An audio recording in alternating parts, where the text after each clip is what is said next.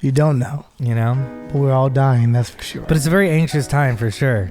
No, it is. Extremely anxious time. Orange Sunset is what we're smoking. I know you didn't ask me. But I'm looking at the box right now, and I'm thinking about Orange Sunset. Now I started thinking about the president because the orange. Oh, right. And I was like, oh, shit. There's a lot going on. There is a lot going on. But through it, we're bringing you guys the wine and weed. We are. Except somehow, we are still here. We got to tell you that there is no wine and weed following this week. April Fools. That's what you wasted, guys. Your April Fools on? April Fools. I was going to go for a different April Fools. Okay. I was going to say it on the show the whole time. I'm so happy that today, Wednesday, blah, blah, blah. Well, I wouldn't say April 1st, so fuck it up. But I was going to be like, oh, I'm so happy they found that vaccine. They're testing it out right now. And hopefully, like a very dark April 1st. Yeah, that hurts. Yeah, it hurts. And then you're like, no vaccine. I was wondering if, not a what good if April CNN Fool. did that tomorrow? What if the president did that tomorrow? CNN's like, we got you. No, you're going to die still. We found the cure for COVID-19. He wouldn't call it COVID-19. Like the Chinese virus. We found the cure. April Fools. He doesn't even wait on anyone to react. He just goes right into April Fools. Everyone's like, was that just April Fool's joke? Just going straight over it. It's the first of the month. It's the first of the month. Wake up, wake up, wake up, wake up, wake up. Which I know a lot of people have rent payments due. Don't pay that shit. Hold out. Fuck them. Don't pay your rent. Don't pay your mortgage. Even if you're not in the mortgage bailout and your mortgage company is like, we're not a part of that shit. We're not a part of JP Morgan's and the big banks. Don't pay that shit. Make them fucking understand. And I was talking. Is that what you think? I'd be interested in this. My tech guy came over yesterday to fix some stuff in my house, and he was talking to me. And he was like, "Yo, social distancing." Well, he had on gloves and a fucking what is it called again? Hazmat suit? Hazmat suit. He came over in a hazmat suit. Really? No. But he did have on gloves and he didn't touch April Fools. And he didn't touch one thing in the house though. He didn't touch one thing in the house. He went straight to the back. He's like, I work from right here. Cool. He just coughed over everything. No, but he was telling me how everything, obviously all of his business is canceled. He's an entrepreneur. And he was like, I still, I didn't buy yet. I'm still renting. And I just think it sucks for the mortgage companies to bail out all these people with mortgages. So if you own a building and you're paying a mortgage on it and you're bailed out, you don't have to pay it for 3 months or so, and you're still demanding your renters to pay your rent. Yeah. You're not paying on it. So Yeah. why are you making them pay on it? You should be working with them with the same exact fucking energy that these mortgage, the actual lenders and the banks are giving you. He did say that his person he pays rent to, his landlord, did say to him, just pay what you can. Which I was like, okay, that's cool. But I would just be telling people, don't pay at all right now. Yeah, there is a rent strike going on that I think is going to... It should be. There's going to gain more traction for that within the next 30 days, I'm sure. Well, it's the first right now, motherfucker. But if I'm going to be honest, like, I'm trying to figure out that I'm a renter. Yeah. So I'm like... And COVID-19 hasn't affected my employment right now. Mm-hmm. So I'm like, do I pay? Do I not pay? I feel like if I don't pay, it's just going to be, they're going to go, okay, you owe us that next month and you owe us that the next month. Don't get it twisted. You know what I mean? Like, and then you'll just be like evicted eventually. No, I don't think they can't evict you. But once coronavirus ends and you have all these back But when dues, is that, Chris? The end of the year. Oh, the end of the year. If you could live rent free to the end of the year and they just evict you, you're fine. You are doing it right. If you can get fucking 9 months in straight of no rent and all they do is kick you out at the end of the year, I think it's called a victory. You think they're going to take people to court afterwards and try to can they take everybody? The courts will be filled. Yeah, I don't know. I don't know either. I don't think you should be the guinea pig for it either. I think it's dumb that... I think it's dumb overall that the government is like, because there has been this conversation between renters and between people who renters and landlords to go like, well, I'm a landlord and I'm a mom and pop landlord and I only own 2 buildings and that's my income.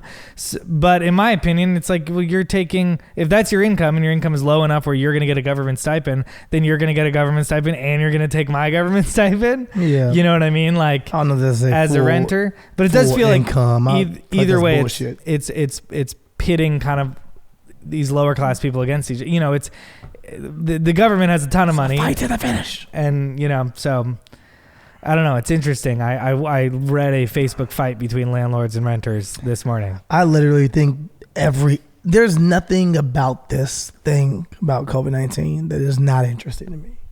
Like, there's nothing, like, I've been writing a little TV show somewhat about it. Yeah. Because I think it's like such an opportunity to write something about something like this. But like, it's I don't know, everything is interesting to me, whether it be businesses, and the more and more you dive into business, and I've watched people who are just trying to make their business work for them still, even if it's like they're finding other ways to make their business work. I know, did I mention this last week, the driver? No, it hadn't even happened yet. I know a driver out here in LA who drives us around here and there, and also in New York, he owns a company.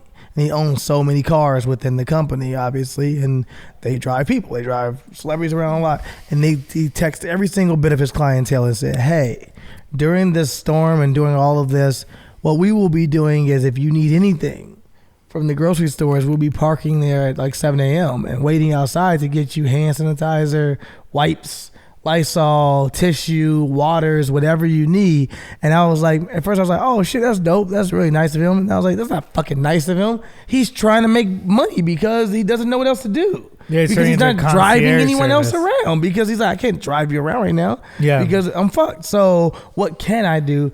No, so yeah, he's just trying to make his business work for him. And he's like, this is one way I can do it. And it makes complete sense. And I'm not saying like, all right, y'all put your fucking brainstorming powers together and you all think about the ways you can make money. But we're kind of there where everybody has to think like, okay, well, how can I make money if I can't do the thing that I always do for money anymore?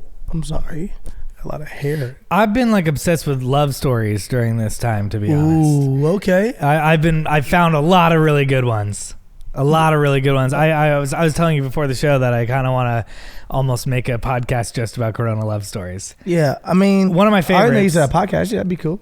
Well, I don't know, or like an unscripted show for my YouTube channel or something. But one of my favorites right now is this girl was dating this, like kind of like went to Europe and like fell in love, right? Mm-hmm. And she went back to Florida, and he lives far away. They've been FaceTiming every day, and they've fallen in love. How long was she there? She, you know, it was a romance. It was like a flash in the pan type thing, I believe. So she only really met him for a few days, but then they became fast, you know, FaceTime lovers for a long time. This is before COVID-19. Okay. So then he goes, I'm gonna fly to Florida and spend a week with you, and he flies out to spend a week with her. And he hates her. And they hate him.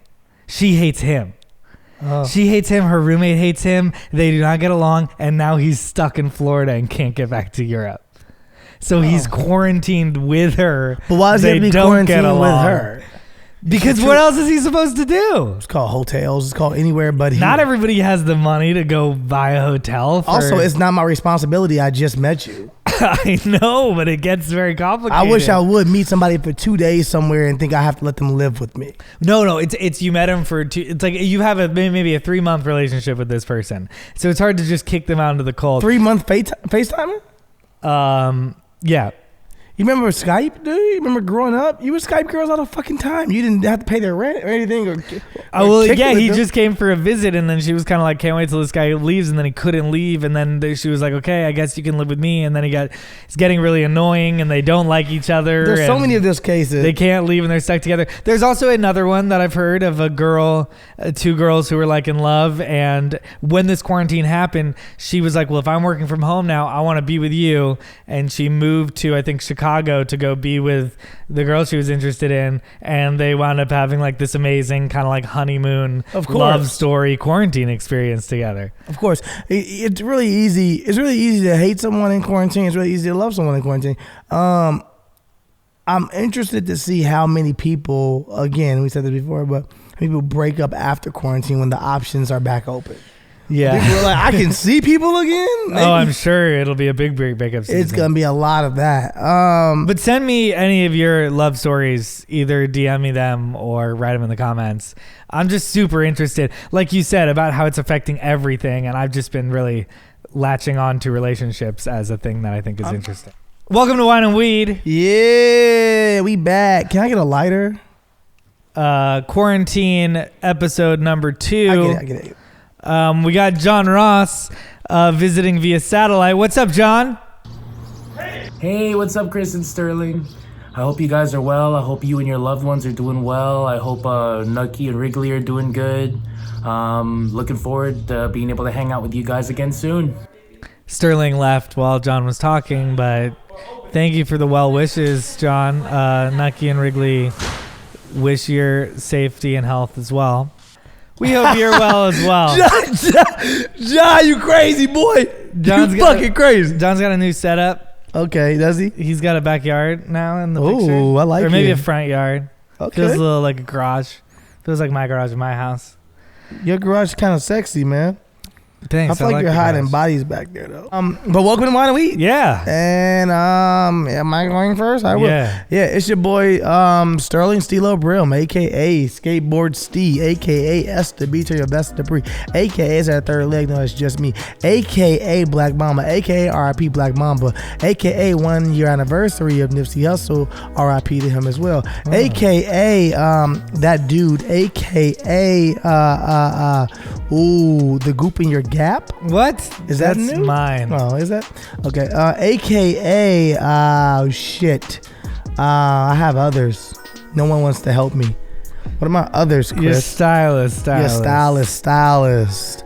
And Skateboard. I already said that one, but fuck it. And then I'm gonna hand it off to my co-host, that guy. Chris. I was busy watching Wrigley wiping her ass on the ground in a really unique way. Okay. And I'm Chris Reinecker, a.k.a. The Chronosaur, a.k.a. your new baby daddy, a.k.a. the Goop in your gap, a.k.a. Chronic the Hedgehog, a.k.a. You like that? You sent to the group chat. I know. Don't fucking ask me like I'm gonna beat something. You wanted me to be like, oh, I'll give it to you. Do it again. A.k.a. Chronic the Hedgehog. Ooh, I like that's new. That feels fake. A.k.a. Corona Cowboy, a.k.a. Quentin Quarantino, a.k.a. the chef from 50 First Dates. Yeah, that is you, huh? And what's up, John Ross? How you doing? Oh, yeah. How you doing? John loves Wendy Williams. Hey, everybody, it's me, John Ross, aka The Facts Guy, aka The Article Assassin, aka The Gorilla in Manila, aka The Nose That Knows, aka The Mustache Maven. No, not really. AKA Too Lazy to Shave, AKA Spider-Man's best friend, AKA Brown Peter Griffin, and of course, Big Sexy with the glasses. Hey! Okay, did he end it with that for real, or are we just... I'm just guessing that he ended with Big Sexy with the glasses. Okay. Hey! And we got another week in quarantine for you today. Give us 5 stars on that podcast app. And what are we smoking today? Orange Sunset? We are smoking Wonder Brett's Orange Sunset. It's a sativa dominant, and I've not tried this one yet, but I actually am a fan of Wonder Brett. They make really good weed. They have really good marijuana, so I'm excited to try And today we're drinking some nice wine, some Chateau Montelena, man. from Napa Valley. Has a beautiful castle on the front. Yes. And we've had it before, and it's great. Have we had this before? Haven't we? Or is We this probably just look have. I similar don't to another know. one? A lot of chateaus out there. There are a lot of chateaus. I got to get myself a chateau. Ooh, I like it. Okay, a chateau. You think you could call my house a bungalow? You think I could be like, oh yeah, I have a bungalow in Hollywood? If you rip down all of the walls and make it into a restaurant? No, just calling it a bungalow. No, I'm just saying like you had a bungalow spot in Hollywood, the hottest restaurant. I could. On a random block with no other restaurants. Motherfuckers be like, you can't miss it. It's the only restaurant. No, I would call your house. Is it a bungalow? Yeah, it is a bungalow. I think I could call it a bungalow. It feels like a Hollywood bungalow. It's dope. It's Cool. right by the studios. I'm gonna start saying Hollywood bungalow. Yeah. Now everybody knows where you live. Well, great. Let's get into the week. Do you want to start with this breakdown of COVID-19?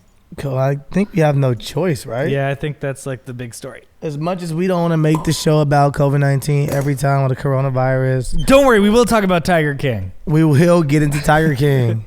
Yes, we will. But we would be doing you guys a disservice if we did not at least touch on COVID-19 to start the show. So here we go. John Ross, you got this? U.S. coronavirus cases surpasses 175,000 with more than 3,400 deaths. Coronavirus cases in the United States have surpassed 175,000. According to Worldometers, as of Tuesday afternoon, there are 176,518 confirmed cases of COVID-19 in the U.S. According to the same chart, 3,431 people have died from the virus and 6,241 have recovered so far. The U.S. has a population of about 327 million, which means about 0.5% of the country has been infected.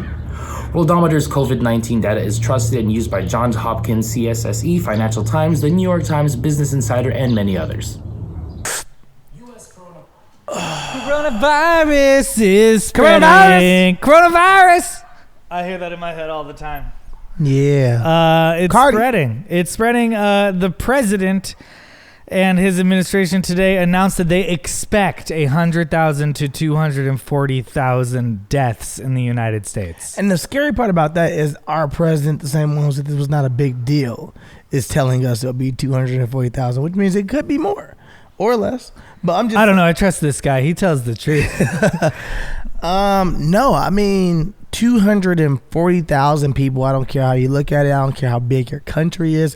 I don't care if we're talking India, China, wherever the fuck we're at. That's a lot of people, and that is extremely scary. And that, for me, what percentage breakdown is that? What are the chances that each and every one of us will truly? I know I've said this before on the show, but truly know someone that has died from coronavirus. They said the current right now, the tests that have been done is 0.5% of the population has the coronavirus. So I don't know what that means about deaths, but that's huge. That's so many people. There's a lot of people. And so I think that's about the same will be death-wise will be about, if it's 0.5%, that's 1 in 200 people. It's a lot of people. I honestly, I still don't see people taking it seriously. And that's just what keeps killing me. I saw a group of 4 ladies just walking down the street together the other day. And I was like, you guys don't live together? How you know don't live together? You fucking prejudiced just like little piece 4 of shit. like 50-year-old ladies live together? I don't fucking think so. Sexy house, dude. Just hanging out and just partying, drinking wine to start the day. I could see little 4 women who were like divorced being like, you know what, fuck men and fuck that, let's get a spot together and let's party like we didn't do in college, because we gave our lives to these pieces of shit. Have you seen the dude who from Texas who's like, look, if I have to die to save the economy for my kids and grandchildren, so be it? Yes, I am. What do you think about that guy? Nucky. What I think about that guy, I think it shouldn't even be a question. I think that, and I was arguing this yesterday to, again, my tech guy, talking to him. I wasn't arguing this, and he was like, he was filling out the census, right? And he's from, I believe the UAE, but he's also that was weed, North African. Oh. And he was on the census, and as he was reading everything on the census, he was like, yo, do you know I'm labeled as white?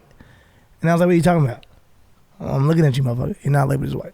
And he was like, no, like, well, I'm not Indian, and I'm not this, blah, blah, blah. And when you read the American census, they don't have an option. And when you actually go to it, it says if you're from North Africa, then you're just white. You're not African American? Nope. And it was like, you're white. And he was like, I guess I'm white now. I was like, well, don't try that shit nowhere else. Don't say that. You're not white. You're clearly not white. And we were just getting into a conversation about, like, I was telling him, like, how, did you find, right here.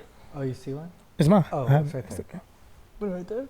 There you go. Dead middle. No?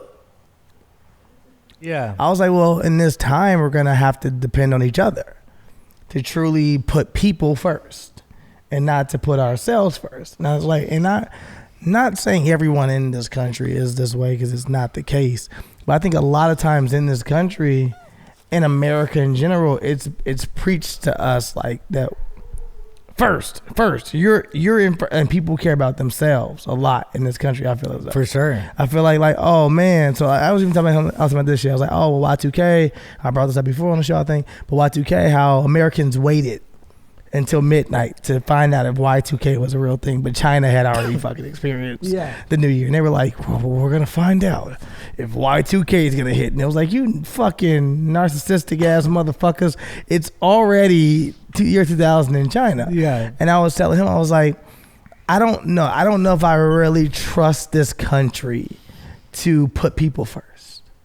I don't know if I do either. To really say, okay, you know what? If that's the mentality I need to make sure the youth can do something better with the land that we're leaving them, then what do I have to do to, what message do I need to give to the youth to let them know, hey, if we got to go, at least we're going to go out fighting. And on top of that, I want to make sure that you guys have it easier. Let me give you my words of wisdom. And I think everyone's just more concerned with like themselves.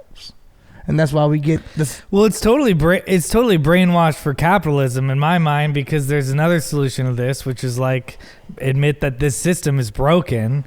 This system does not provide for people during this time, and instead of dying to preserve the system, change the system so it works for everybody.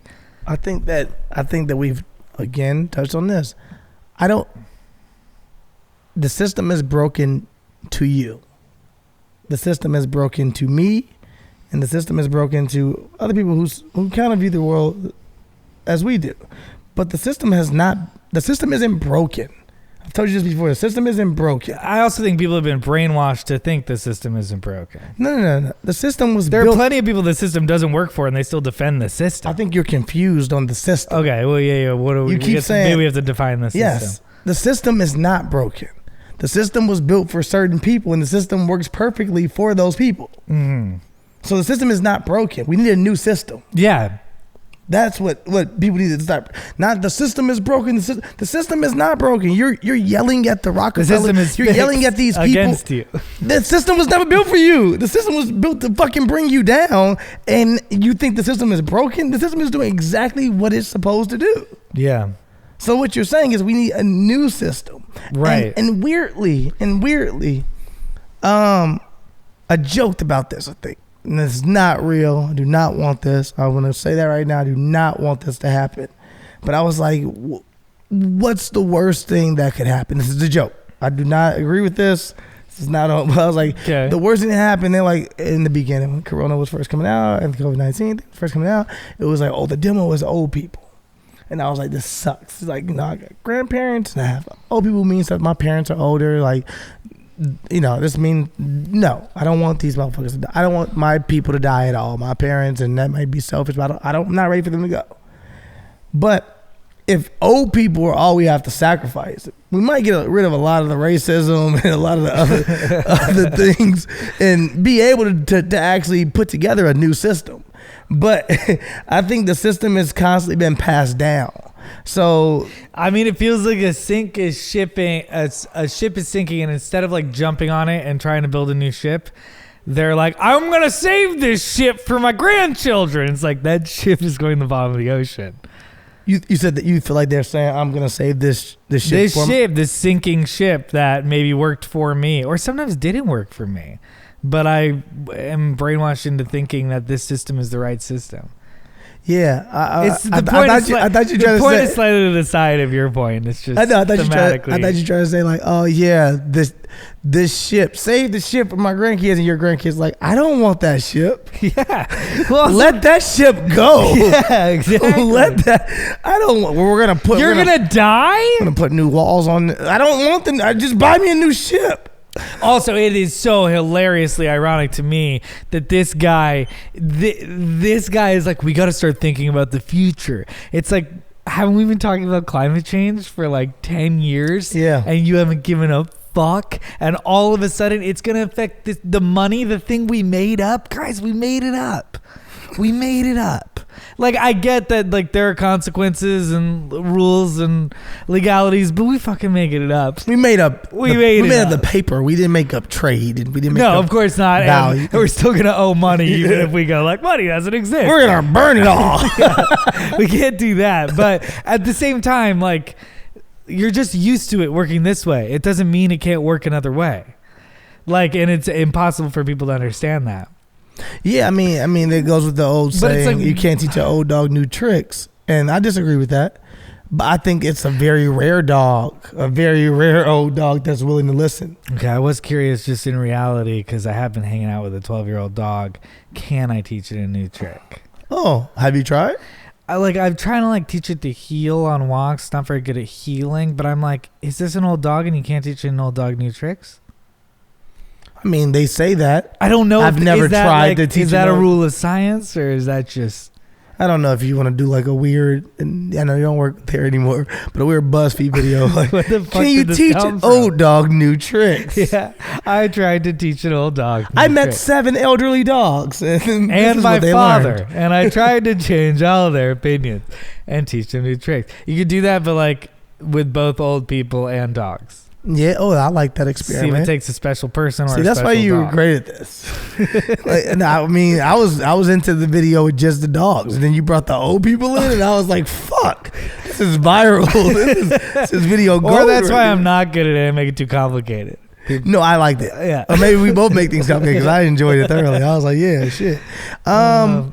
Sorry, I interrupted you because I'm high and I was thinking about a real dog. No, you're good. I'm just saying, like, I don't know if it's that you can't teach an old dog new tricks.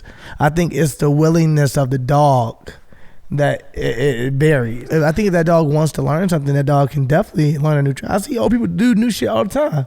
And I'm like, oh man, that person decided at 75 they're going to take Taekwondo. That's cool. Yeah. And like that happens, but that's because that person wanted that to happen. And I think that at the end of the day, people get in the way of themselves and pride and different things. And people, when they build something, when they create something, they look at it as perfect. And they're like, I built this thing, and like, this thing is great the way it is. And someone comes in and they're like, is it upside down? And they're like, instead of being like, maybe it is, and listening to this person, like, get the fuck out of here. Get. Of course it's not upside down. I built this thing perfectly. And you're like, I think it's upside down. Like, it's just that piece is on backwards, actually. That's what this country is. That's why you have an extra piece over here. Did you read the manual, or we wrote the manual? There is no manual. We wrote the manual. You're like, this is the best manual that's ever existed. It's not. No, well, up until this point, and then we're just gonna stick with that and never rewrite the manual. Yeah, the dude, my tech guy again. He was like, yeah, we gotta get this guy on the podcast. He was like, yeah, and everybody that's out there in the NRA buying guns and everything. And the NRA is suing California right now because they shut down all the guns. They called it not essential, and it's a part of the Constitution. So the NRA is suing California. I was like, I get that. And he was like, I think he asked me, was I a part of the NRA or some shit? And I was like, do you see me? And then he was like, there are black people in the NRA. I was like, it's very few. I was like, the NRA is just a huge fucking gang for white people. It has been. You have to understand, it was a law that was put into place, a constitutional right that was put into place when we were not even looked at as a full person. Like, it was never for us. It was never like the blacks can bear arms. It was like, no, we can bear arms. It has the right to bear arms. Now, of course, we can. Of course, we legally can't. The process is just much harder. Those metaphor when those white guys like stormed the city hall or something in Oregon, and they were kind of like an alt-right organization, and they all had guns, and like the police were there like chilling and kind of protecting them. Yeah, I always see situations like that where people go, "What if they were all black guys?" And shot you're like, on sight. that would never happen. No.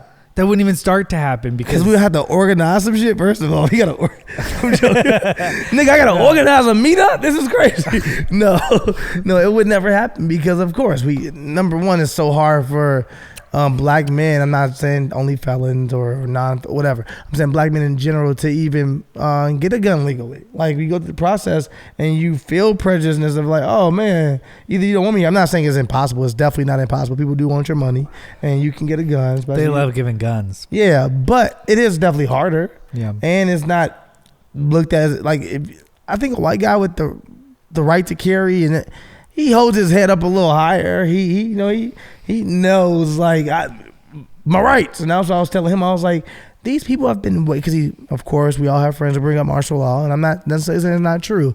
I'm saying that people have been waiting. The people in the NRA, I can guarantee you, they all have a bumper sticker that says, "I've been waiting to exercise my right." I heard that Gavin Newsom backed down on that, and I agree with him for backing down. Who? The governor, like he backed down on that.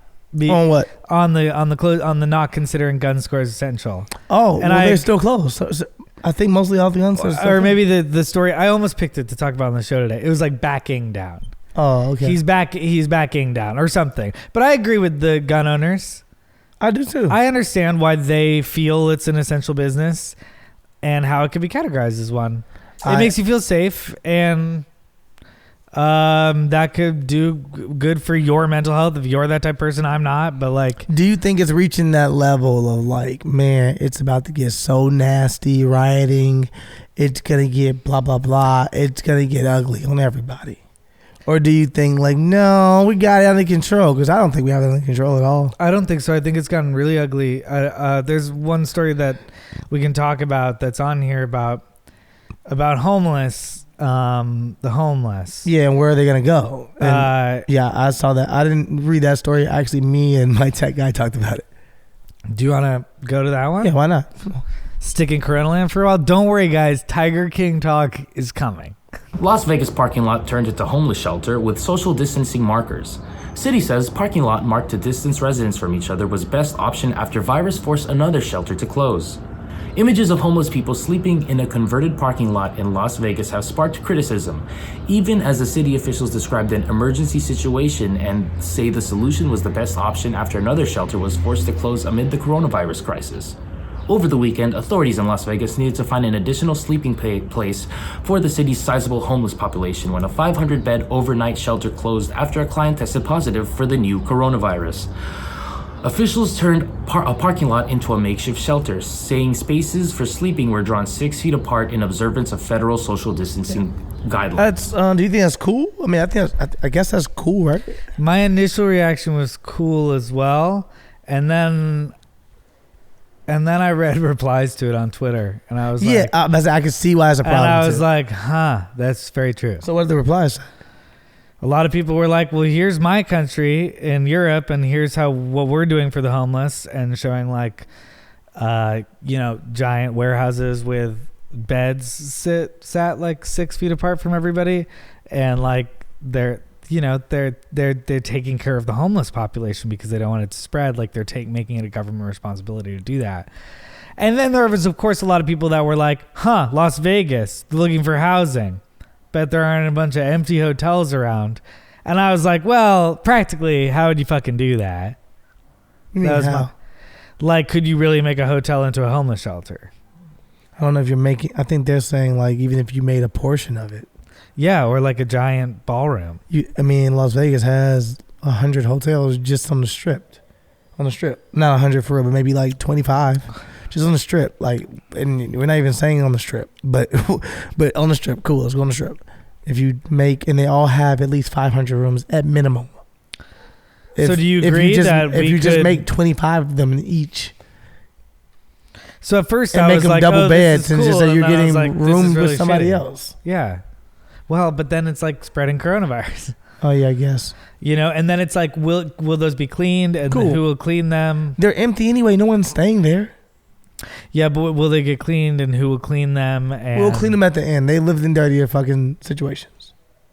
You'll like renovate the room afterward. We may do it once every 2.5 weeks. You get a fucking room cleaned. And you have somebody go in there with like a mask and gloves and stuff like that. I still get my house cleaned.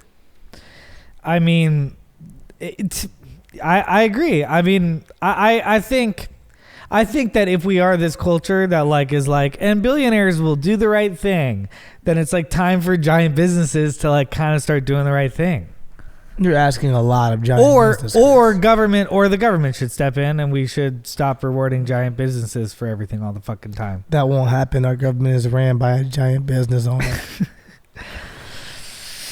Damn it. That's why we're in a bad spot. Well, I'm just saying. I definitely think that those people could be put in those hotels, even in literally like 10% of each hotel. Yeah. Like not even a lot of it. Just we'll give you this portion of the building. Yeah. Like. Yeah. Why? I mean, that's a good idea. We should call on them to do that. And then, I mean, this isn't a fucking parking lot. Like it goes from cool to like, wait, that's fucking depressing and like the least you can possibly do ever. Oh, this is a picture right here. This is the picture. I thought it was a fucking football field. This is this is the parking lot. They've drawn lines, okay, for each person. Little jail cells made out of tape for you to stay in. But they're still right up on each other. Yeah, look at the people who are across from each other. The people who are over on the fence, they're all stacked up on each other. They can corona if they got it. You need a gap in between the two. I don't need you to draw a fucking line and tell me where I can sleep, nigga. I can sleep wherever I want to sleep. Somebody said that it will be a photo in a textbook about the fall of capitalism. Do you think that's aggressive? Like, do you think that it's all gonna go fucking down as this virus like exposes how much income inequality there is? And how like poor people won't be able to afford a bunch of people will be homeless if we don't do anything. I was thinking about that. Were we talking about the Great Depression? What were we talking about? I mean, you talking about that shit? I don't know. I was thinking about that though, and I was like, man, like one part of me fights this good fight of like, there's no way all these white billionaires and guys and all these rich guys are gonna allow this shit to hit the fan, and they're not gonna make money for this long, and they'll figure it out. And then the other part of me was like, well, I guess this has happened before in the past. Like motherfuckers really had shit go under and things went bad and south. And I'm like, is this really what's going on right now? It's like, it's business. Are people just about to lose their businesses and things that we grew up knowing? Are they going to go under and there won't be no bailout for them? I'm like, this could be fucking insane. Just each day more and more, I'm just like, I don't know. I just feel like, what the fuck is going on? Like, it's really, every day I'm just like, what the fuck is going on? It's going to be very interesting. Everything you said, I've been thinking about as well. Yeah, it's weird because part of you is like, everything will get saved. And then you're like, but what if they can't save it? Popularity of Netflix's Tiger King prompts sheriff to ask for leads in 1997 cold case. The Hillsborough County Sheriffs jumped on the show's success to ask for new info in the disappearance of Jack Don Lewis, Carol Baskin's former husband. A Florida sheriff is jumping on the popularity of the Netflix series Tiger King, Murder, Mayhem, and Madness to ask for new leads in the 1997 disappearance of Jack Donald Don Lewis. The true crime docuseries, which premiered on Netflix this month, revolves around the life of Oklahoma zookeeper Joseph Exotic and the events that led him to plan a murder for hire plot against animal rights activist Carol Baskin. The show also explores Baskin's life, including the disappearance of her husband Don Lewis in 1997.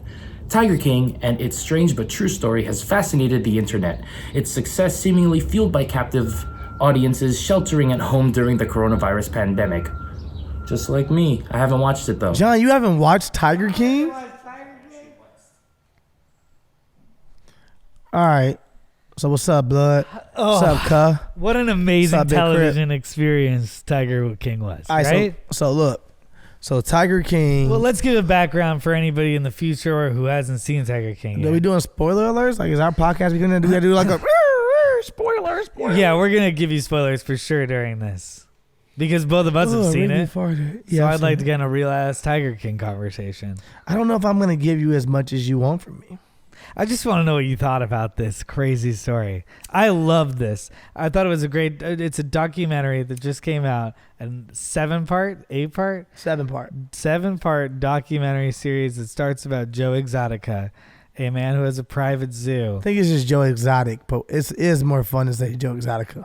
Joe Exotic, correct. And then it becomes about so much more. About the big cat world, about Carol Baskins, who probably killed her husband. Bitch! And about all these crazy characters. How did you feel about all these people? I didn't care. So no, I watched this, right? And I didn't care. And there's so much of you that watches this and you're like, this is not even good. We all got fucking duped into watching this shit. And then every what do you time mean it's not good? Can I finish, bro? Okay. And then every time you found yourself being like, all right, we done, something happened. And you were like, whoa, okay, that's interesting. Wait, what? Okay, this motherfucker. But it wasn't like necessarily like a great documentary. I thought it was a beautifully told story for that reason exactly. The way the guy unfolded the characters was so, like, he had so much material, and then I thought he did a really good job introducing us to people piece by piece and telling the story he wanted to tell. I thought it was really masterful. Yeah, but he didn't tell the full story, Chris, and me. You know that because you sent me a video of my boy Joe Exotic saying, why can't I say the N-word? Like, you didn't expect Joe Exotic to have that point of view. It's not that I didn't expect it. I didn't want to hear him say it on the internet, Chris. I was like, Joe, I had hope. That's all you need sometimes, Chris, is hope and faith. I shouldn't have had either one of them with Joe, but I did. But I did at least respect the fact that Joe didn't say nigga. He just said the N-word 4 times. He was just upset about it. He just kept being like, I can't say it. He also wasn't like those people. He was like, it was really was like me. if they say it in songs, why can't I say it in songs? Yeah, I don't know if he's listening to the same music though. Is he? You think Joe Exotic is listening to some rap music? I tell you what, I love Joe Exotic's music. Oh, Joe Exotic. Joe Exotic got so much done. He did. Joe Exotic was getting a lot of shit. He had a full-on TV show, TV channel. He had a TV channel. He was making a daily video. He had a video team. He was getting probably dozens of people to work for him, basically, for free. And based off his personality and then still having time to fuck 2 husbands each night. Yeah, he has 2 relationships, and both of which he like took straight men and turned them gay. And also like the way that the swiftness in which he got a new lover when one of his died was like, I was like, it was scary. I was like, what is Joe? It was 3 months, right? Or was it 3 weeks? He was like incredibly depressed, and then he was. This is what they say. Found him. Well, I think they have video cameras around, and everybody was like, Joe seems really beat up. I just think I just don't know if I'm roller coaster, and he's on meth. If I'm the husband though that like accidentally kill myself or kill myself on purpose, I don't know which one. But if I'm the husband that kill myself, I might be pissed in heaven to see my husband go ahead and move on 3 months later and invite my mom to the wedding. Wild.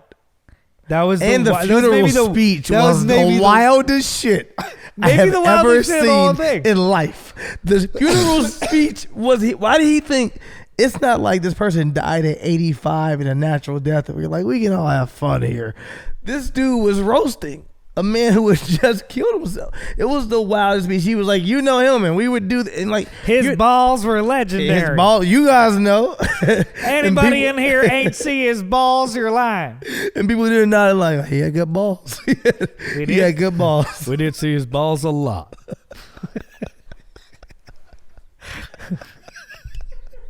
The crocs love crocs. Oh my god! The cats love the balls. I mean, just like it's the hard part is imagine making a zoo where you have 255 cats. And let's say this much: you can say what you want about my dog Joe. He was getting shit done. He was getting that free fucking meat from Walmart on a full-on program to feed those cats because those cats were all beautiful. He was taking great care of those cats. I disagree that he was taking great care of them. I'm not saying psychologically or anything like that, Chris. I'm saying as far as their fucking coats and the way the cats look, they were gorgeous. I think they look kind of skinny. No. What cats were you looking at? At the end, I was like at the end when he didn't have the zoo anymore? Yeah, when he didn't have any money. When he was running out of money and running out of meat for the tigers. Are you going against? That's when that motherfucker, what's his name, Jack? Who? Which one? What's the other guy's name? The crazy guy, the one that set him up. Oh, the rich guy? What's his name? He's not rich for real, but yeah. Yeah. Jeff. Yeah, it's when that motherfucker Jeff came around, Chris. Those cats were living a great life before Jeff stuck his nose in our fucking business. Lowe. Jeff Lowe. How could you? That outfit. I saw somebody post a meme and say, I knew he looked familiar. And it was just every kid that dressed like that growing up. And I'm like, I know so many of those white kids in the suburbs. I know who Jeff Lowe is. Jeff Lowe's a piece of shit. I don't like Jeff Lowe. Oh, yeah, Jeff Lowe is a piece of shit. I don't like Jeff Lowe, man. Alan Glover's a real piece. Like, that guy's scary, man. This guy? Alan Glover? That guy's not scary. I hate that guy, too. But what's the other guy, too? The other snitch? James. Oh, yeah, he's a snitch, too. Huh? They're all fucking snitches and made up shit. Snitch. Oh, James is maybe the creepiest one. They set my guy up, man. James is maybe the creepiest one because I actually... What's his name? Ansel? Who's the like guy who rode it on an elephant? Oh, that's Jeff. No. Doc. That guy's a piece of shit too, and he's crazy. Doc. But I maybe like him the most. I don't hate Doc. Yeah. I don't think he was. I think he lives a different life. You like him because he has 7 wives. Well, at the beginning, I was like, I don't like this, and then I was like, if people were happy with this relationship and they were like super fucking into animals, but people can be happy and be abused at the same time. They are, yeah, they are being abused. All right, you're right. Yeah, so I mean, yeah, the dude with some woman argued to me or to somebody, I don't know. I saw a comment to Joe Exotic saying, "Fuck Joe." He preys on young boys with drug addictions and makes them into his husbands. And those guys aren't even gay. They're just addicted to drugs. I think that's true. And I was like, all right, I thought I saw love, but all right, way to ruin it for me, lady. But I did. In my head, I was like, these dudes, everyone's fucking happy. This is a weird place, but I'm happy everyone's happy. But then you're like, people are happy with what? They're getting paid $150 a week. Or was it a month? It was a week, right? Yeah. It might have been a month. At Doc's farm? It was like, no, not at Doc's farm. At Joe's farm. Yeah, at Doc's farm too, but at Joe's farm. Yeah, it's not a farm. You got me saying farm. It's a zoo. It's a land. What the fuck do you call it? I think it's a zoo, but I just don't feel like Did you see later on that Doc's in the background of the I'm a Slave for You performance? Yeah, I saw that. Love that. He's been on Britney for years. Love that. Don't understand how Carol Baskins is next to her in the audience later. Is that real though? I don't feel like the Carol one is real. Oh, that's fake? I was like, how does that exist? No, I don't think that's really Carol. I think she just looks enough like Carol that people were like, we're all in this story. She dresses like Carol. Oh, whatever that means. Carol only wears cat print. Do you think Carol is getting remember how crazy Carol was at the beginning before you learned she killed her husband? Like, remember the original intro to Carol? She's like, okay, I only get along with cats. Who's your list of like who you dislike the most? If it's like if it's 5, who you dislike the most to who you like, I guess, like the best. Okay.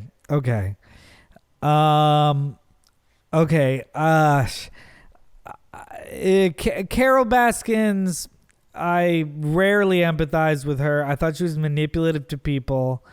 I think she's super manipulative. I think she might have murdered somebody. Are you saying her name first because she is number 5? She's the worst person in the whole. I think she's the worst person. I agree with you wholeheartedly. I hate Carol Baskins with a passion. I'm joking. No, seriously. As I watched it though, I was like, the same thing as you. I literally said to my girl, I feel a cold energy from her. Oh my God. I said, she's evil. I kept saying, I was like, she's dark. Something's wrong with this. Like, and as I kept listening to her, I was like, this lady is just so manipulative. She's a piece of shit. And it's clear as day to everyone watching. How can't everyone else see it? To be like, hey, let's look into her more. Do you remember how she said she met her first husband, who she got him to leave her wife for? Yeah. She met him because she said she got in the car. He gave her a gun and said, here, you can have this. I just need someone to talk to. Yeah. That is the most crazy way I've ever heard of anybody meeting anybody. Do you believe it? Because I feel like she's crazy enough to make up a story like that too. I don't know. I went, is this just Florida? Is this how people meet in Florida? So we went through the whole Hey, honey. The whole steps. I handed him the gun. He handed me the gun. I listened. It was and yeah, we've been together ever since. I got him to leave his wife. No, Carol Baskins is but okay, but here's the thing. She went at the very beginning, she was like, I never identified with people, I identified with cats. Yeah, that's and not I was even like, a real okay, thing. well, all right, I can understand that. How can you understand that? But then That's a red flag right there. of course it's a red flag, but okay, like you're like, you know, you have a mental illness or whatever. But then as time went on, she tells all these stories that she has with people where she doesn't not identify with people. She like has disdain for people. Like she has people around all the time. She makes them fall in love with her.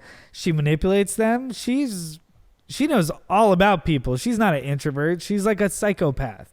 And she pays the least amount. At least Joe and them, she doesn't pay anything.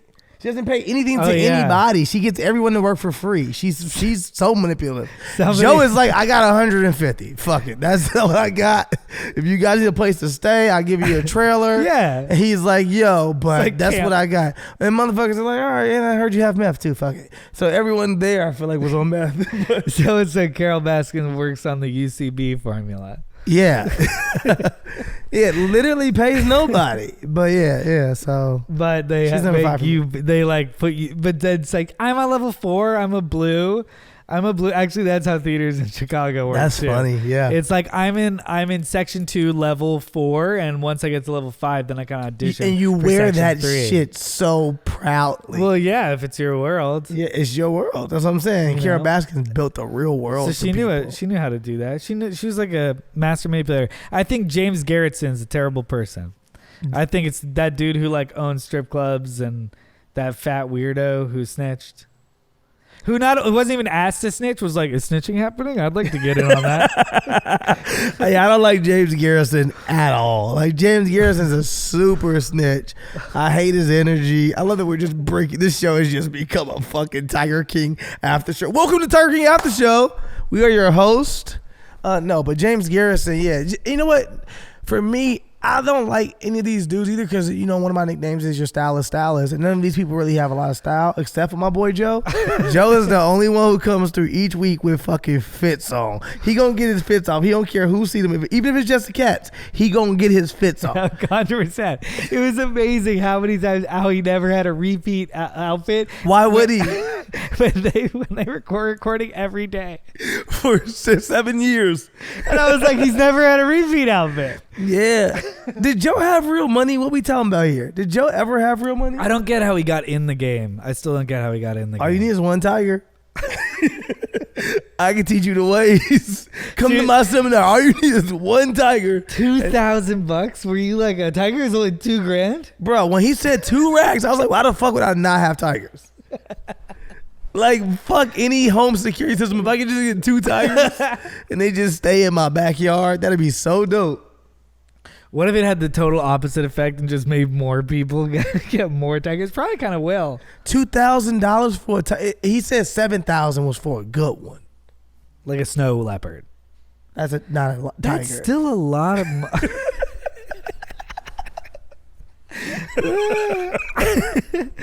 Yeah. like a Siberian tiger or some shit. I felt bad for that snow tiger in the back of that car. Yeah, no, I mean. Oh, and I also think Joe Exotic makes the list on the bad people. I don't think Joe Exotic is a good person. What did Joe do? And I'm not disagreeing with you, but what did Joe do that you were like, Joe is a bad person? Because I think anything that you will say, I could at least argue that maybe there was good. He did it from a good place, but go. I think except for the N-word video. I think he mistreated the animals. Okay.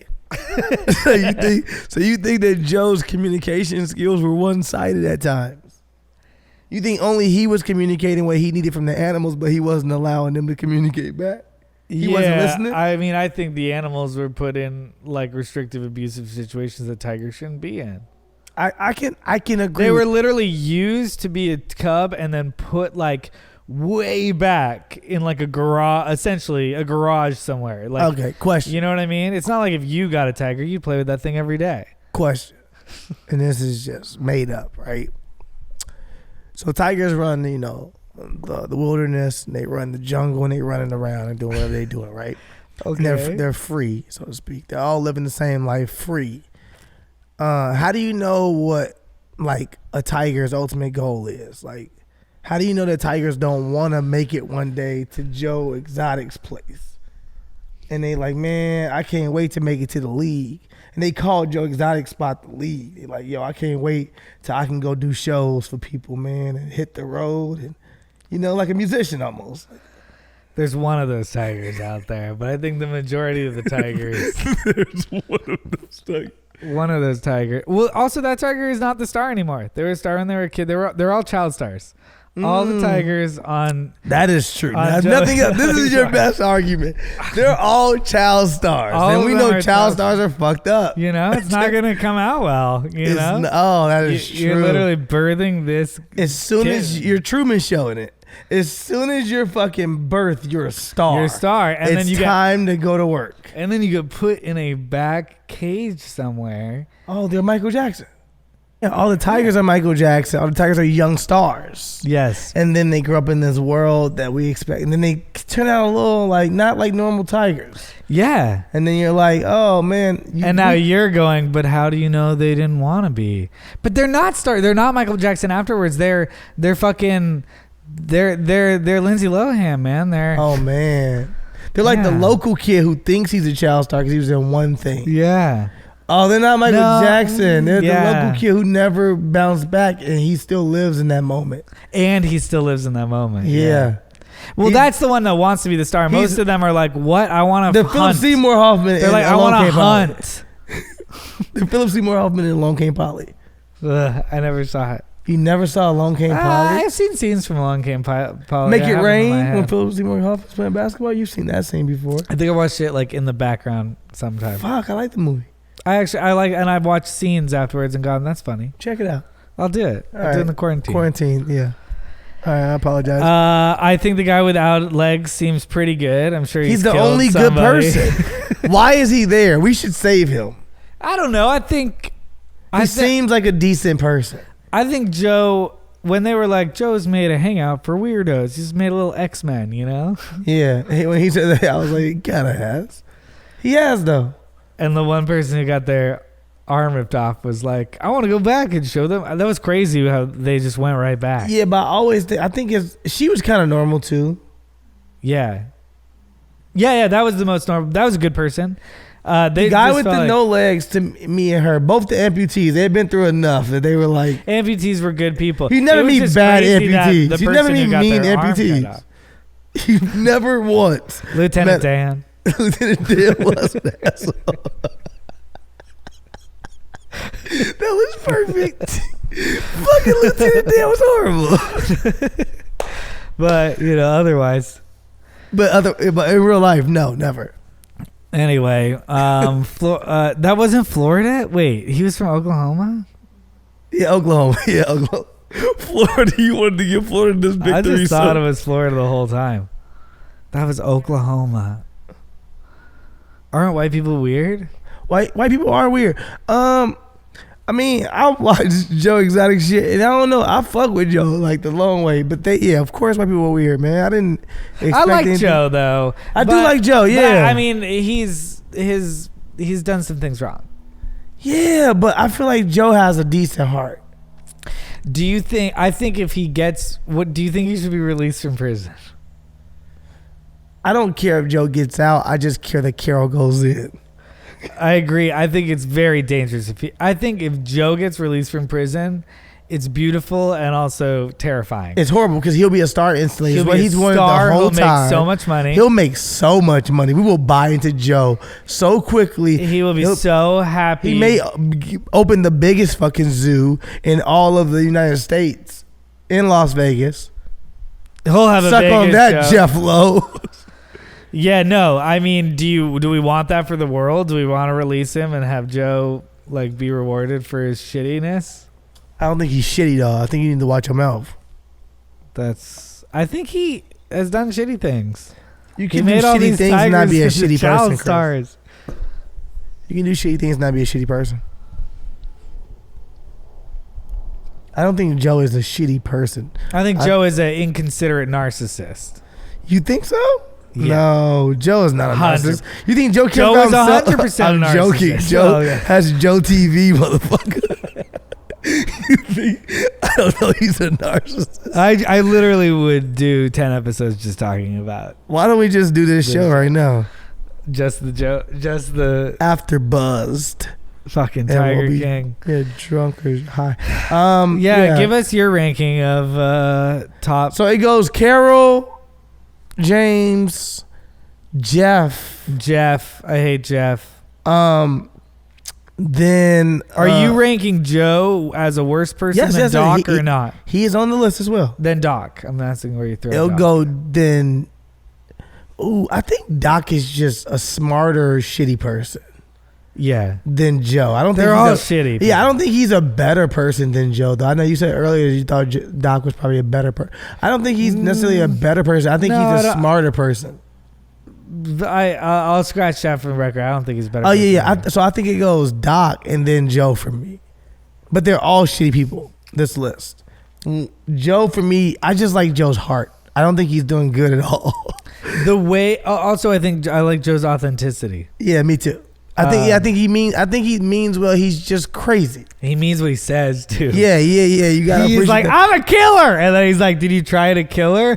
Well, I did. Yeah, I told you I'm a killer. You know what I mean? Where like Doc, I love the editor. I think the documentarian was amazing. What I loved was the moments where he was like, you want me to do the like blah blah blah blah blah. Hey, so here's my snake buddy. Oh, right? with Doc? Yeah. Oh, that was great. Doc was off but camera. No. Fuck that. They never asked Doc to do any of that. Doc was volunteering that shit. Doc kept looking at them saying, "You want me to do it?" And they were not directing him at all. He was his own star in his own head too. He went, here's what I'm going to do. You're going to walk in the front door. I'm going to go, welcome to the place. I said- became the director I immediately. said that. I said Doc was it. Yeah, he was directing. They were not directing him. They were just like, we're shooting a documentary, and he was like, let's get the shot. HGTV loves this show. Yeah. Yeah, he was like, let's get the shots, and it was like, there are no shots. We're just shooting. Because he's super inauthentic. And Yeah. he's like, here's the story I want to portray. instead of the Joe, one no that's room going for on. that. Joe is no room for No, that. Joe's authentic as fuck. Oh, I love the fact that Joe really burnt all that footage. Joe 100%. What are we talking about? Let's get off this fucking Okay, yeah. Tiger King. Hey, we'll lost. let's if you like it, we'll start a new podcast about Tiger King. We Because really I would. could do it forever. Okay. Let's move on to the next topic. Is it like one more? Have you been watching all these competitions, Chris, of songwriters No, online? I didn't know they existed. Damn, Neo was on one. What? Did a great job. It was an amazing competition. Neo went against Jonte Austin, who is a legend if you don't know him. But Neo and Jonte Austin went head to head to play all the records they had wrote for different artists and themselves and whoever. And it was great. It was an IG Live event. Black people are really hanging out a lot through IG Live, man. IG Live is a thing. We go to a lot of parties on IG Live. That's great. I haven't been to any IG Live. Really? parties. We were part of Quinta was DJing one with me and you got on it. Yes, I've been to Quinta's. I've seen Quinta's, and that is the only one. No, Quinta got that idea because so many black people have been throwing IG. Yeah, I know. Live I've seen that people are throwing DJ sets a lot. No, I just mean like literally they like. Well, yeah, one DJ set was DJ D Nice. He threw it first. Had a really big one. The one that I was talking about, Michelle Obama went there and Joe Biden. Right. and those people.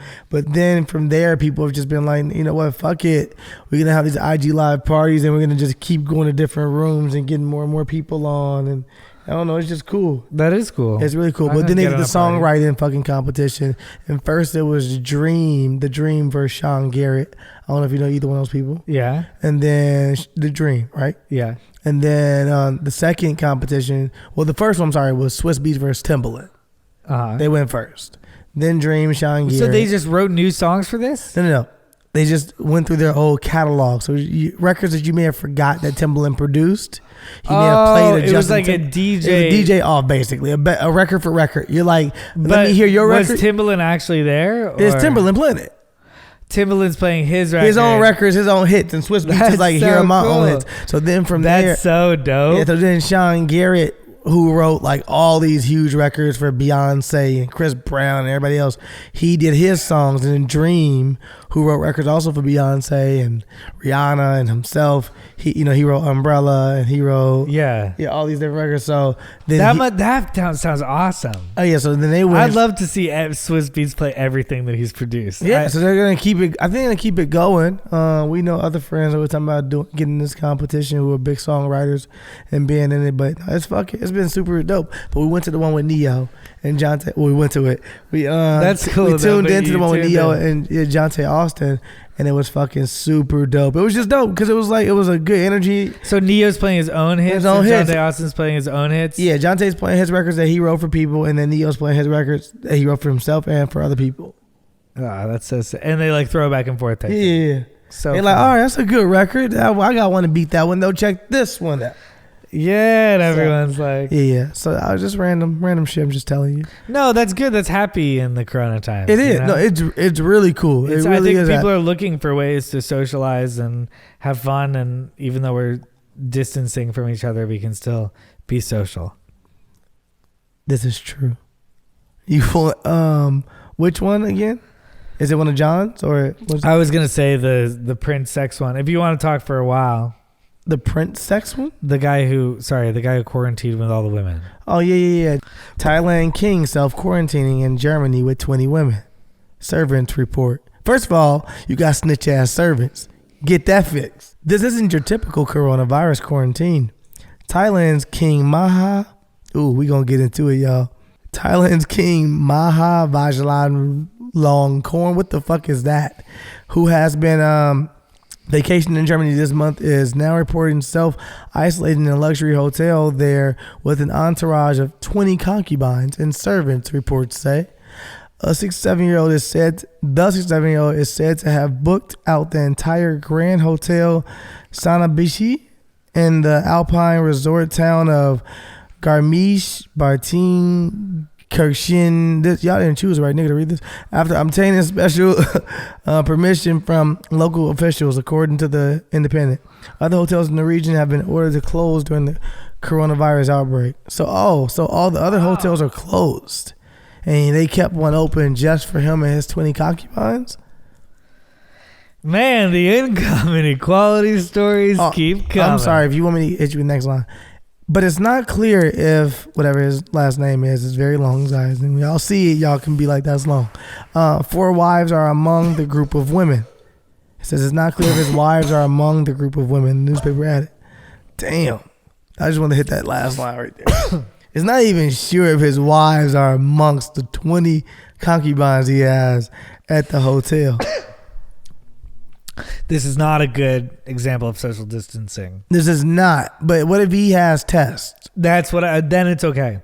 If he has tests and he got them all tested himself and he's like, all right, we can all stay together because we all corona free. Then it's actually pretty smart. Pretty smart, huh? You still think he needs 20? He's creating a little 20-person society for himself. Some people work for him. Some people have sex with him. I mean, it's weird, narcissistic. I feel like they're all going to have sex with him. Even the servants? I don't know. He's like Doc Antle. I don't know. Yeah, I don't know. I don't know. This dude feels I think overall this is a very Doc Antle move. It is.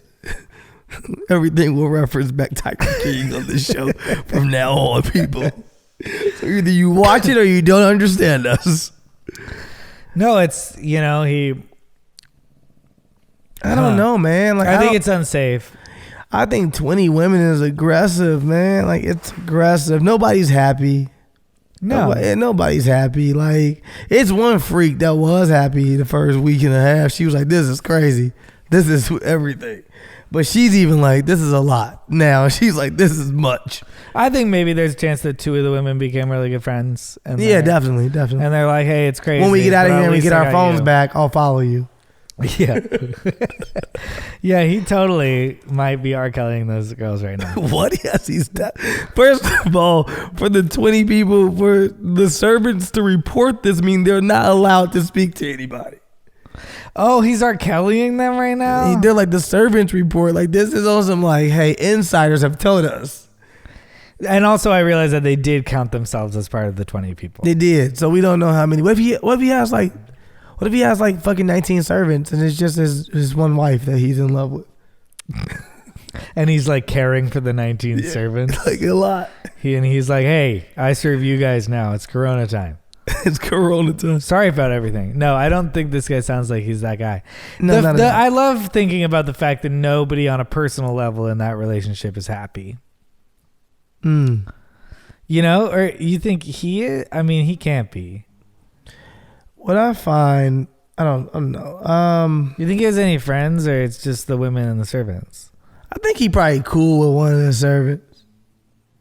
Like he would never, like he don't play that shit, so he would never call them his friends because he wants to remind them that they're just his servants because he's a piece of shit. But I think he like cool with one of them. You know what I mean? Like he be playing a video game by himself, and then he be like, "Man, sit down." Yeah, but then then get back to work. That guy was also like, after I that gotta guy go back beats to work, him, and he's like, really? And then he's like, whatever you want. He's like, sit down. He's like, okay. He's like secretly really misses that bond of friendship. Yeah, I don't know if you ever had that bond of friendship. Him? Yeah. No, he yearns for it though, because his whole life. But he doesn't know how to get there. Maybe we become those friends. Yeah, if that guy wants to be friends with us, just like talk it out, kind of therapize. Yep, just back out for a little bit. Let us know. We're here on Zoom, you know? I guess you can just Zoom anybody now, right? Zoom is Zoom is killing it. Would you ever just Zoom in with a group of people? Can you just like Zoom in? If 5 people were like, I watched Wine and we just like have a Zoom? Oh, maybe we should just start doing Zooms, huh? It's like meet and greets. Isn't that funny? Do some Zoom meet and greets. I'm down to Zoom you up. I thought it'd be fun. Yeah, I think it's very random and weird. This is random and weird. The Lakers, 2 players in the Lakers had tested positive for COVID-19. And now the Lakers have made a statement today saying, oh, all of our players they're corona free now. But they never named the 2 players. But they've named players from all over the league on different teams. And they have not named the 2 players in the Lakers. And it makes me just speculate that the Lakers had all-stars and had like superstars who had COVID-19 that didn't want to say it. Maybe it'll come out later. I don't know. Maybe. I just think it's interesting. They're like Kevin Durant and different people like leaked sources were like, this person has coronavirus and this person has coronavirus. But the Lakers made a statement saying, oh, we have 2 players who tested positive, but they didn't tell who. And I kind of was waiting on them to say it. I was like, oh, I want to know who they were. And they never said anything. All they did was say JaVale McGee was not one of the players because he had asthma and everything. They were just saying, just in case you're wondering if he's in actual trouble, JaVale McGee is not the player. Is he wearing a hat? Is he wearing a bandana?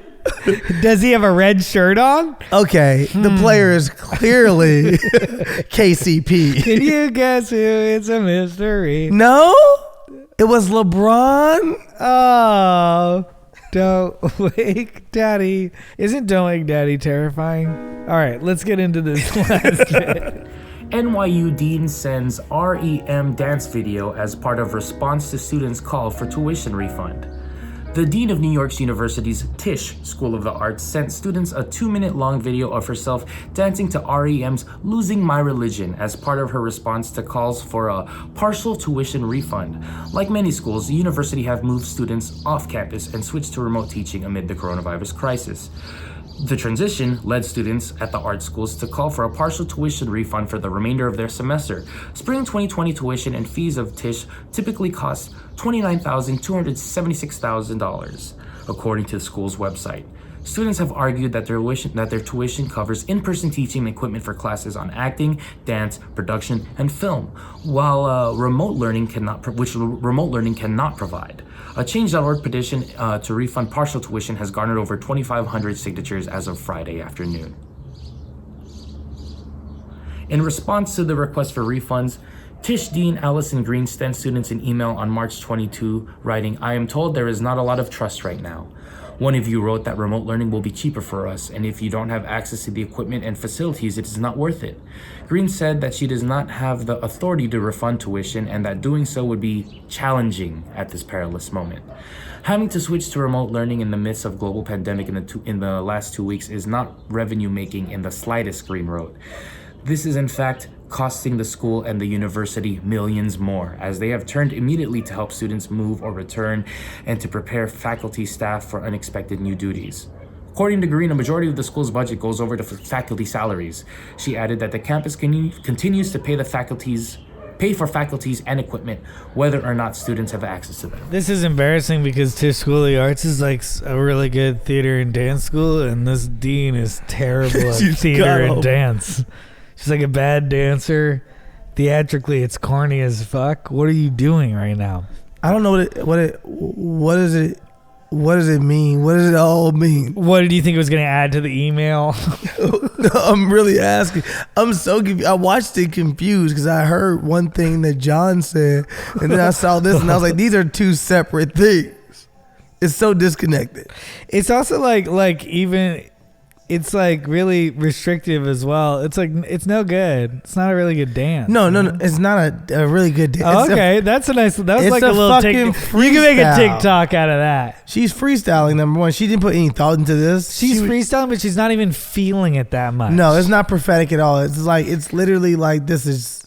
You don't care. Show me some fucking movement. Yeah, you don't you're fucking a theater care. professor, you know? Oh, okay. You didn't go to our school. You just work here. That was a cool long pause on the heart at the end, though. I like that one. Yeah, that was fucking corny. And then she waved and was like, all right, I guess I'm... Yeah, Mama's back to drinking. I don't know. What you want to say about this?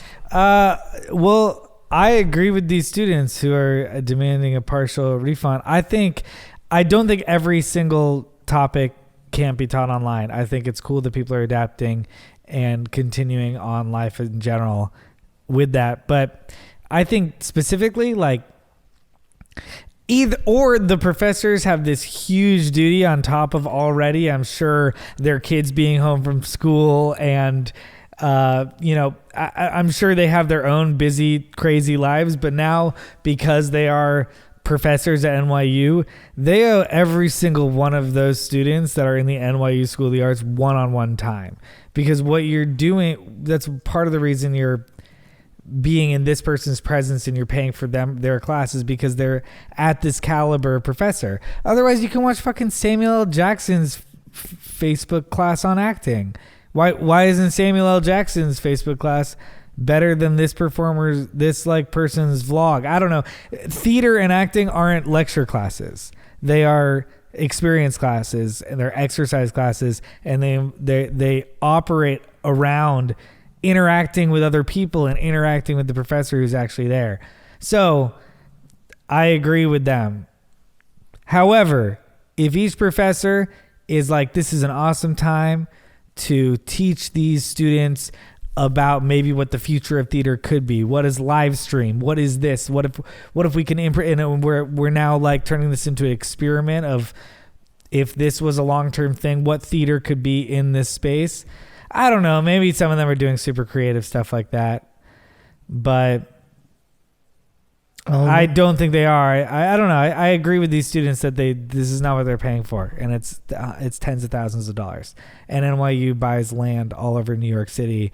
They're property owners. They have $1 billion plus surplus fund. They can afford to partially refund these kids for this class, specifically classes that you need to be there interacting with people in order to take, or specifically her class.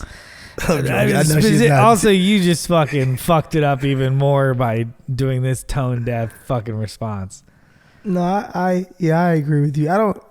It's not that I don't care. It's just, I mean, if you already think education's a scam, this is the biggest scam.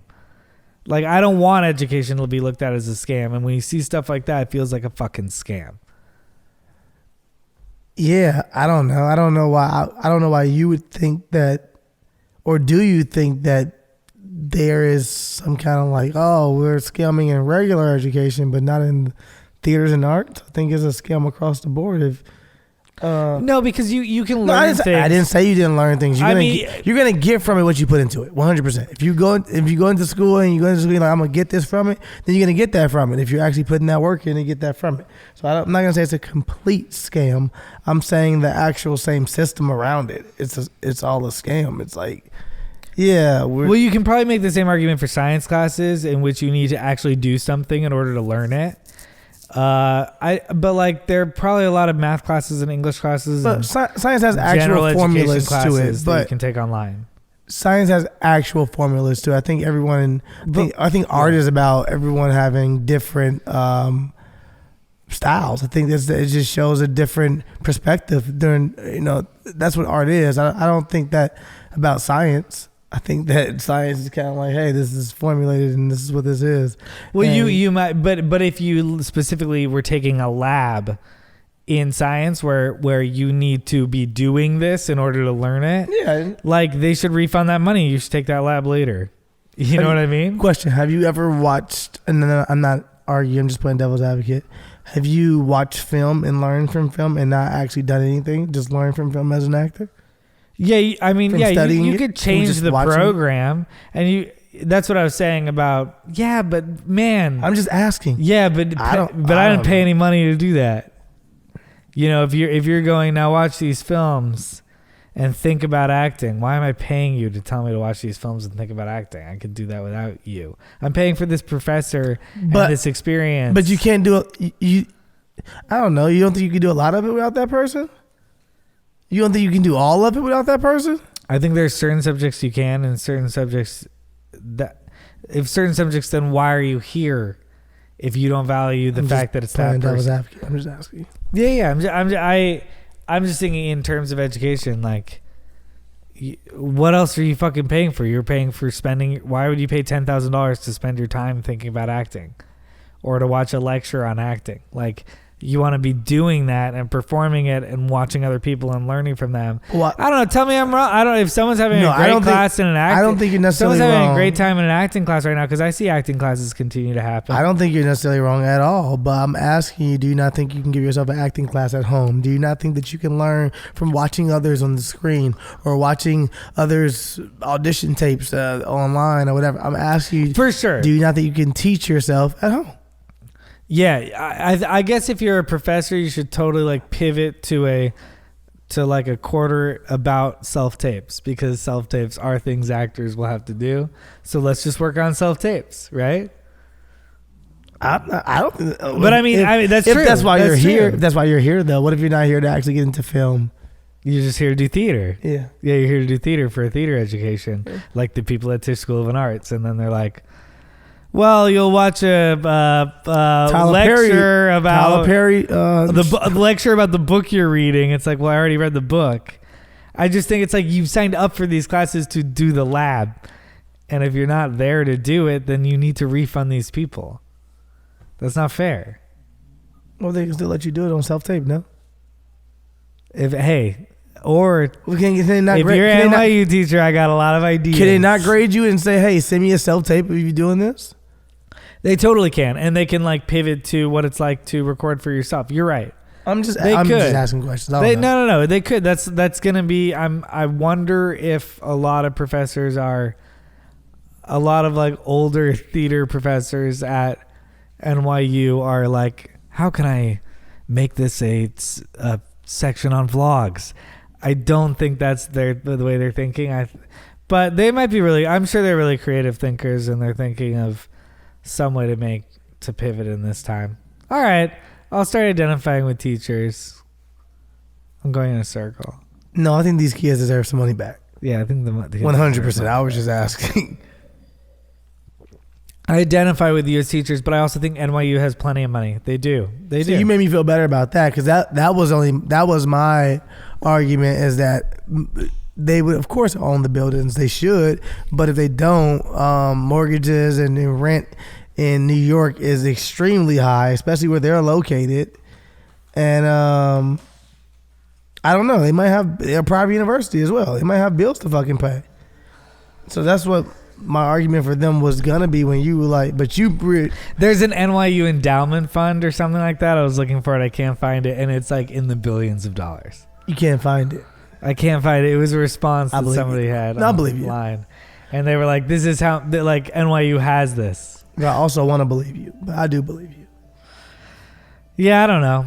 But But teachers are adapting, and I do give a lot of credit to all the teachers right now who are. Teachers are adapting to not seeing these shithead students. They're not adapting. They're thriving. They're celebrating. Fuck these kids, man. Fuck these students. Teachers are so excited right now. They get a break. Oh, interesting. I hadn't thought about it like that. I have a lot of teachers in my family, so I've talked to a couple of them. Or I've also seen them be like, my cousins posting like, oh, I'm so sad that I don't get to finish the year with the kids that I had in my third grade class. Third grade, it might be a grade that you're like, that is sad. Yeah. I'm talking about high school and my college. mom teaches high school. She's probably like later. Yeah, she's so excited. I think she's interested in figuring out the teaching from home thing. I think it's a new challenge that... she's an arts teacher from home, but she's teaching beginning guitar. So I'm like, is she gonna do self tapes? She should just record her whole lecture for the whole year in one day. Fucking knock out all her fucking tapes. Oh, that's a good idea. Knock out her whole tape in one day. Block shoot. Yeah, block shoot that shit, and then just fucking say I posted up the new lesson this week. And it's the same outfit. Wow, that's actually a great move. It's the only move. We're all figuring out and that then we she can go work pursue more her real efficiently dream from home. We can work more efficiently from home. Easy. She just did her whole fucking year in a day. And then what I said, I don't know. She just does something like this. Students listen to the show. Be quiet. What I said was, also just tell everybody to send you a video of them practicing guitar for 20 minutes every day. And then that's all you need to, you teach them a lesson and you need to see that they're practicing. Yes. Those are the things you need to do to learn guitar. So I was like, that's actually you should have been doing this a long time ago. And that's if you want to have somebody give you proof that I was practicing every day. You don't need to have their mom sign something that said they were doing it. Show me a video. What grade is she at?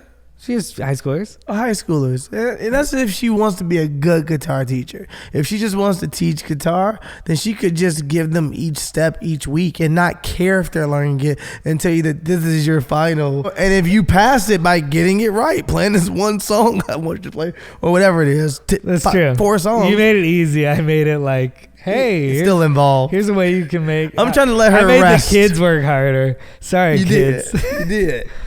But also, that's all you need in guitar is just practice for like 20 minutes a day, and then you're going to be really good. Yeah.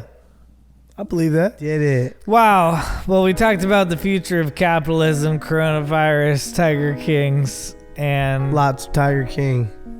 And more Tiger King. Sociopaths kept coming up. They did. Hey, man, how are you doing, man? How are you holding up? You doing well? Me? Yeah. How's the quarantine life?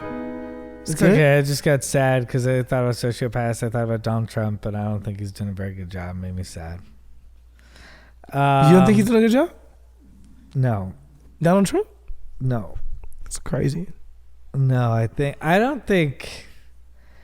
I don't know. On a whole, do you think we're doing a good job or not? Who? Our country? People in this country? Yeah. Are we doing a good job at this whole social distancing thing? I don't know. I'm social distancing. I don't know what motherfuckers do out there. I don't think the president is taking it seriously. And then I also go around and I see a lot of people not taking it seriously. I hear a lot about, but a lot of people in a lot of smaller towns not taking it seriously. And I think it's just going to fuck us up. If we are accepting 100,000 deaths as an inevitability, that's fucking insane. It is insane. Donald Trump said that would be a win. 100,000 deaths would be a win. And he could have prevented this whole thing. And he's not even working hard. He's like, and let's reopen everything and just kill people. Who the fuck cares? Just let everybody fucking die. Let's open it up. People will die. We'll make money. Let's do it. And then he relates it all back to his election. He every question he relates back to as if it's about him. And it's like, bro, it's a disease that is killing hundreds of thousands of people. It's not about you. This is not about you. So that, I don't know, that makes me sad. But overall, I'm doing all right. You seem like you're doing okay. You seem like you do okay, my friend. How are you doing? I think I'm in the same boat as you, man. Like, when I talk to people in general and they ask me how I'm holding up, and I tell them, I say, not to sound like making it about myself, but I feel like I'm okay. What makes me sad is for people. I get extremely sad and scared for people in general, and I just feel like, you know, even when he toyed with the idea of, hey, well, open up back by Easter, I was like, man, this is gonna be like a true like measuring tape of like people's moral compass, and if these CEOs are gonna agree with him and try to open back up their fucking corporations and their companies and say, okay, we're good to go because the president says so, or if they'll be like, you know what, we're gonna disagree with the president on this one, because there's also a stance in that as well.